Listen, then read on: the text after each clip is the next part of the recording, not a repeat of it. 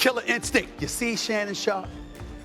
What LeBron James developed over the years, what it took Pat Riley to show him those rings, and D. Wade to show him those rings, what it took the stimulus package that the NBA gave him when they suspended Draymond Green so Cleveland could come back from the 3-1 deficit, when they said what he ultimately developed over the years, Jordan came into the league with an assassin. Remember when he dropped 63 on Boston at Boston Garden and Larry Bird called him God in gym shorts. That's what he said, God in gym shorts. I mean, this brother went religion because of Michael Jordan. This is what we found out about Larry Bird. This is what I'm talking about here. Career 30-point per game scorer, 10 times leading the league in scoring with the scoring title. This is what Michael Jordan did. This is Michael Jordan. This is what we're talking about right here, okay? Conquered nemesis.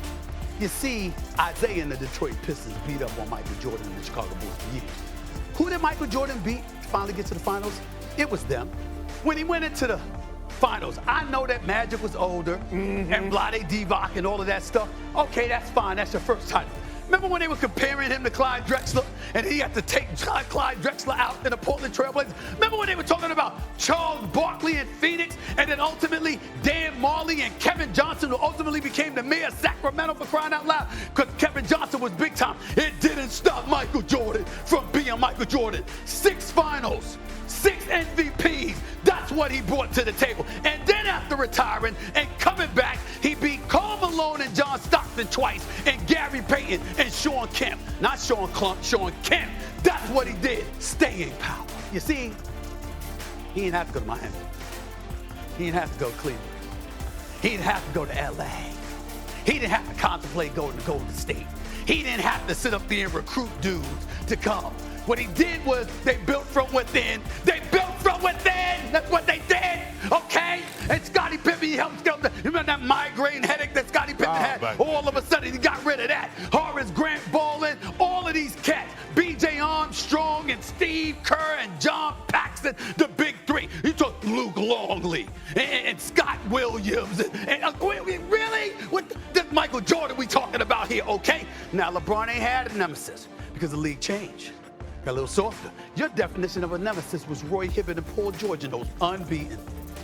Ladies and gentlemen, he don't have 6 finals losses. He got 6 finals wins, okay? Wins, all right? By the way, not only does he have 6 finals wins, he don't have a loss in the NBA Finals. 6-0, 6 NBA Finals MVPs. Oh, by the way, not one of those games reached the Game 7. Not one. 10 scoring titles. 9 times All-NBA Defensive First Team. Oh, by the way, does LeBron James have a Defensive Player of the Year award? No. Hey, Robin, you robbed him. You was a part of that. You was a part of that. He does he have an MVP award? He doesn't have an MVP award on the All-NBA Defensive Team. All right, Defensive Player of the Year award. Before LeBron James became a household name, before Kobe Bryant perfected every fadeaway, before Steph Curry revolutionized the court with limitless range, there was one man who defined greatness and inspired generations: Michael Jeffrey Jordan.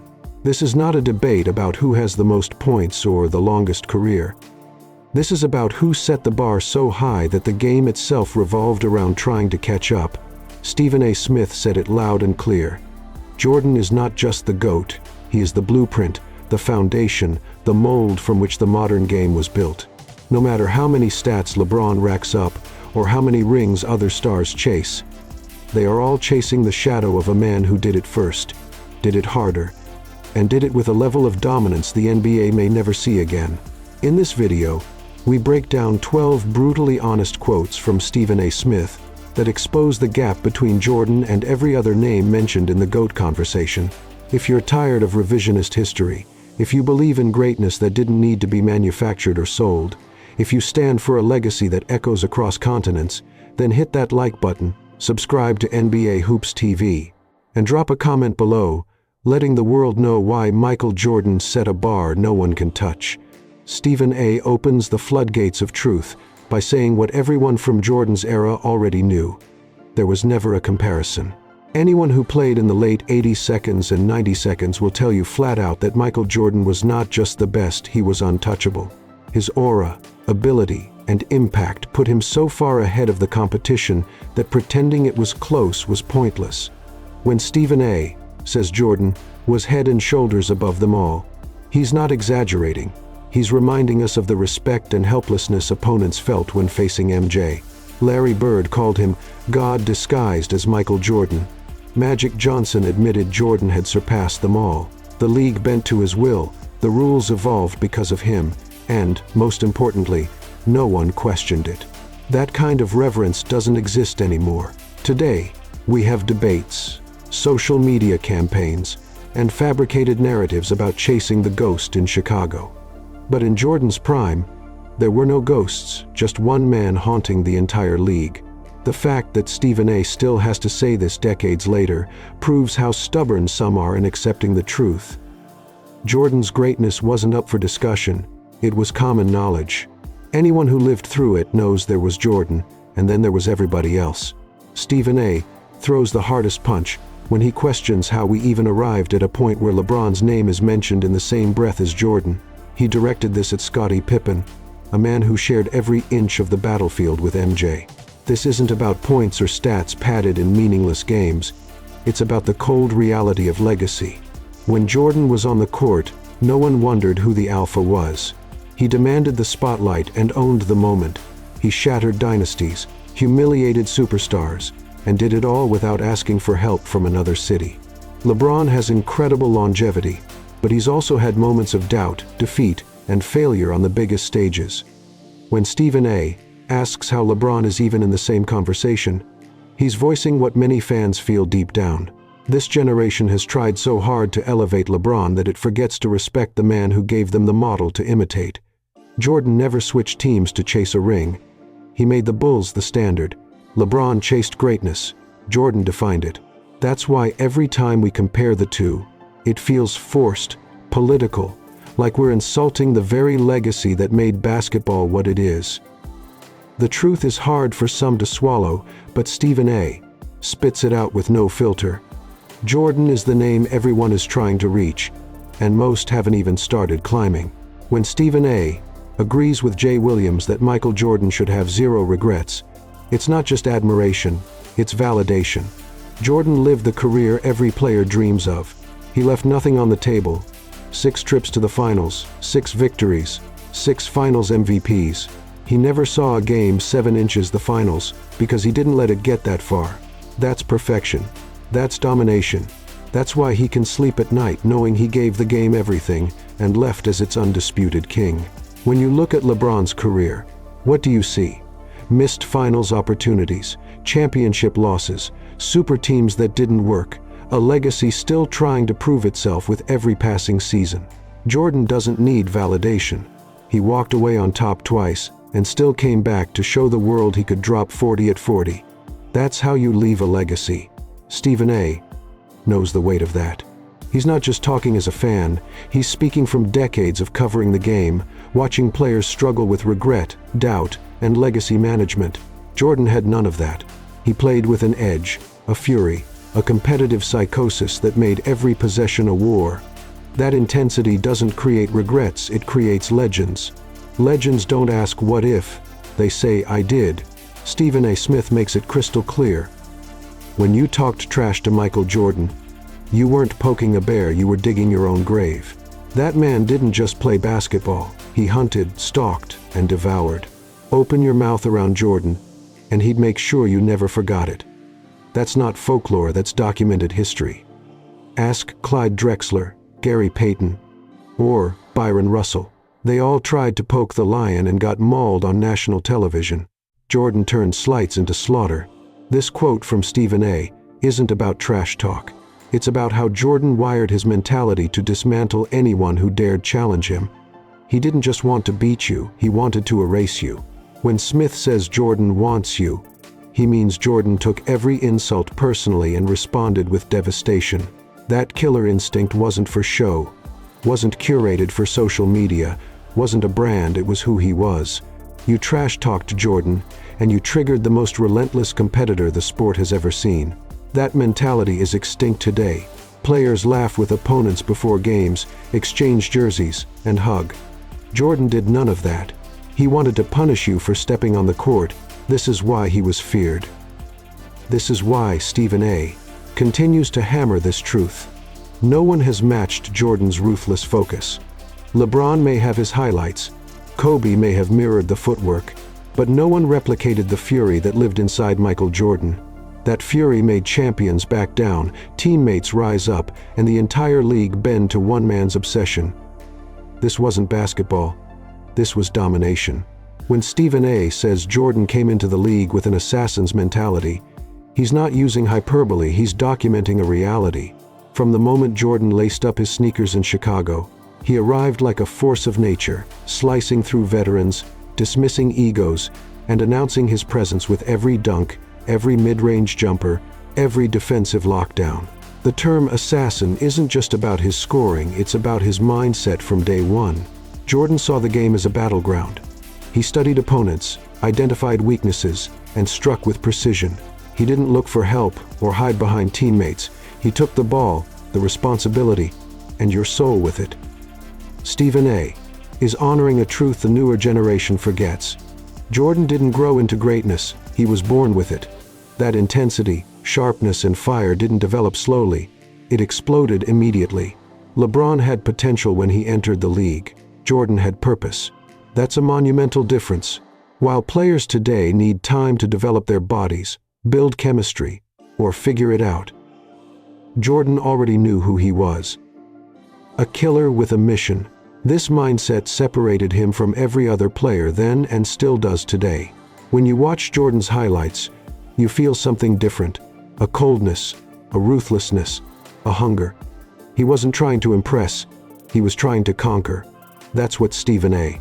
means by assassin. You don't negotiate with one, you run or get eliminated. Stephen A. Smith exposes a brutal truth that LeBron fans refuse to acknowledge. The path for LeBron was never as treacherous as it was for Jordan. When Stephen A.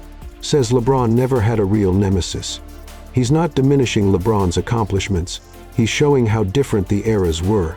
Jordan had the bad boy Pistons waiting in the East, Magic's Lakers in the finals. Battles with Barkley, Ewing, and Reggie Miller, men who would break your ribs to stop you. It was physical, violent, and Jordan thrived in it. LeBron's rivalries, on the other hand, were softer. When Stephen A. sarcastically names Roy Hibbert and Paul George as LeBron's nemesis, he's highlighting how light the resistance was. That's not a knock on Hibbert or George, but if those are your villains, the path was never dark enough to compare. Jordan earned every inch of his dominance, climbing a mountain of giants and leaving them broken. LeBron's career, while long and productive, had fewer wars. He switched teams to form super teams, found smoother roads in the East, and benefited from rule changes that protected star players. Jordan didn't need those crutches. He faced the harshest, most competitive version of the NBA and came out spotless. That's why his 6 rings shine differently. That's why the scars he wore mean more. Stephen A. is forcing fans to accept this uncomfortable truth. Without a worthy nemesis, LeBron's journey can never match the grit of Jordan's era. If the climb was easier, the peak never felt as earned. Jordan earned it all against monsters. Stephen A. Smith doesn't just give flowers to Michael Jordan, he traces the entire ecosystem of modern basketball back to him. When he says Jordan gave birth to the LeBron James lifetime deal, the Steph Curry lifetime deal, the Kevin Durant lifetime deal, he's saying none of these million-dollar contracts, sneaker empires, or global endorsements would exist without the groundwork Jordan laid. This is more than influence, it's creation. Before Jordan, NBA players were athletes. After Jordan, they became global icons. Before Jordan, endorsements were nice. After Jordan, they were empires. That transformation didn't happen by accident. Jordan's dominance on the court was matched by his cultural takeover of it. It wasn't just selling shoes, it was selling excellence, obsession, and immortality. The world bought in. That's why Nike became a religion with Air Jordans at the center. That's why every player today chases not just championships but branding deals, signature shoes, and commercial clout. Stephen A. is hammering this down. The billion-dollar wave modern stars ride was created in Jordan's wake. LeBron didn't create the playbook, he inherited it. Durant didn't innovate the system, he profited from it. Curry didn't rewrite the rules, he's thriving in a game Jordan revolutionized. The business of basketball, the glitz, the money, the fame, it was all birthed by Michael Jordan. That legacy is deeper than rings. It's about impact, about how Jordan elevated the role of a player into something untouchable. When Stephen A. points this out, it's not nostalgia, it's historical fact. Without Jordan, the financial structure of modern NBA greatness collapses. Every superstar should be writing Jordan a thank you check every season. He didn't just raise the ceiling, he built the entire house. When Stephen A. reminds us that Michael Jordan was the first 40-year-old to drop 40 inches in an NBA game, he's not tossing out a cool stat, he's throwing gasoline on the fire of Jordan's legacy. That number isn't about age, it's about defiance, about telling time, critics, and the entire NBA that greatness doesn't retire. Jordan wasn't supposed to come back, but he did. At an age when most players can barely keep up in practice, he dropped 40 on professional athletes in their prime. That's not just impressive, it's mythical. It spits in the face of logic, laughs at limitations, and confirms what Stephen A. has been saying for years. Jordan was built different. This performance wasn't a farewell tour highlight, it was a warning. A declaration that even on the brink of middle age, Jordan was still the standard. You can't name another player in history who came back from retirement, on a new team, in a new era, and still looked like a god among mortals. That game wasn't about scoring, it was about legacy.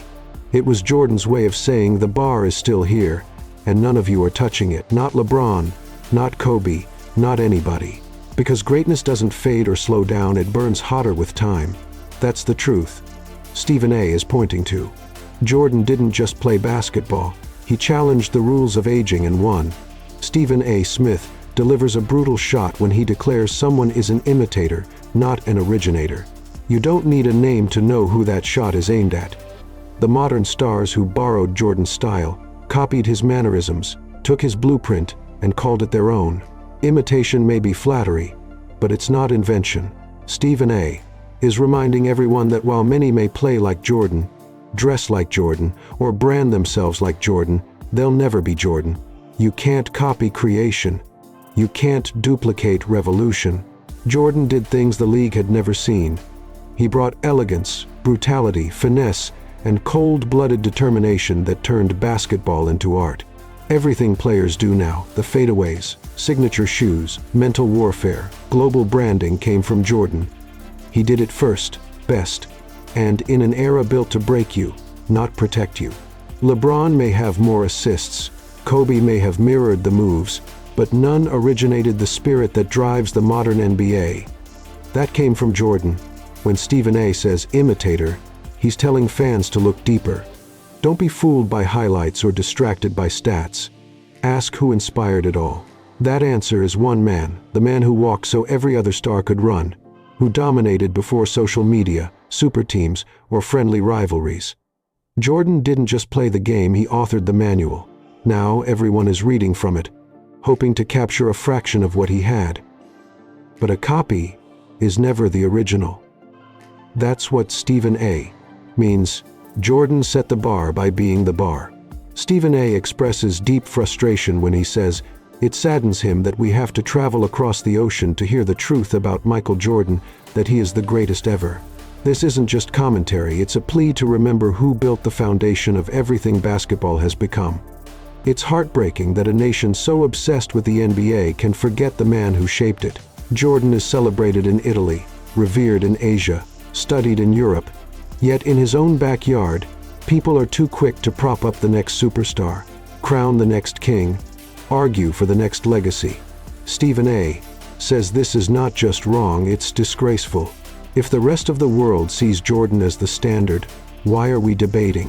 Why are we trying to equalize him with players who don't belong in the same category? No metric can explain how Jordan moved culture.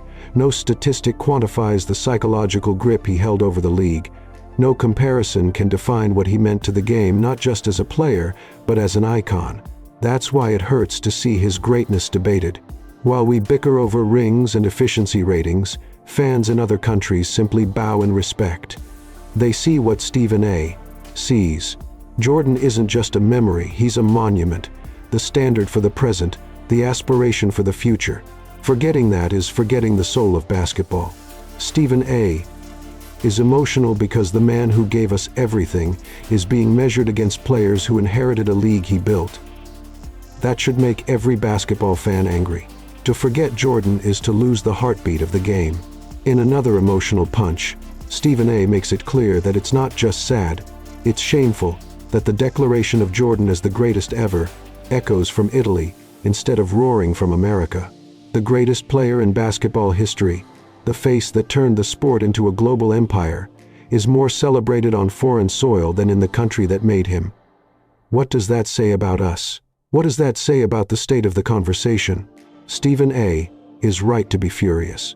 Jordan shouldn't need validation from overseas. He should be canonized at home, in the arenas he dominated, in the culture he transformed.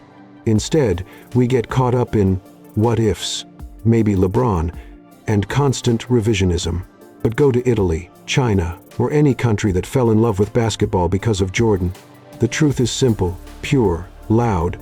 Jordan is the greatest ever. When that reverence comes from a place with no American sports bias, it carries more weight. It means the myth of Jordan wasn't media hype, it was undeniable. Generational dominance. The fact that Americans are so obsessed with chasing the next big thing that we've forgotten forever is a tragedy. Stephen A. isn't ranting. He's reminding us that if foreign fans must tell us who changed the game, maybe we never understood greatness in the first place. If Italy can scream it, so should we. There's a reason Stephen A. firmly states that no one ever looked at Michael Jordan and said it was his fault. There was never a moment, game, or series where Jordan let you down. That's a level of consistency that doesn't exist in today's NBA. Players have bad nights, off games, but Jordan had standards. He didn't lose in the finals, didn't get swept, didn't disappear when it mattered most. Nobody ever had to make excuses for him. There were no what-ifs, no if only his teammates showed up. No, he didn't have help. Jordan showed up every time, every moment, every possession. He made it clear that being the best wasn't about stats, it was about responsibility. When he stepped on the court, he owned the result. That's why fans, teammates, and coaches never pointed fingers at him. He carried the pressure, welcomed the blame, and delivered the results. That's what separates him. That's what makes him untouchable. Stephen A. isn't highlighting a fun fact. He's pointing out the core of Jordan's legacy: reliability. In a sport where narratives change with every missed shot, Jordan's story never needed an editor. He wrote, "Perfection, and perfection is unblameable." That's what today's fans need to understand. What the LeBron generation forgets.